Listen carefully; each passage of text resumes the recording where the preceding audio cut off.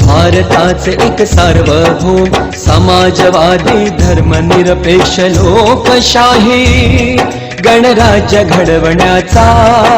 व त्याच्या सर्व नागरिकास सामाजिक आर्थिक व राजनैतिक ज्ञान विचार अभिव्यक्ती विश्वास श्रद्धा व उपासना यांचे स्वातंत्र्य दर्जाची व संधीची समानता निश्चितपणे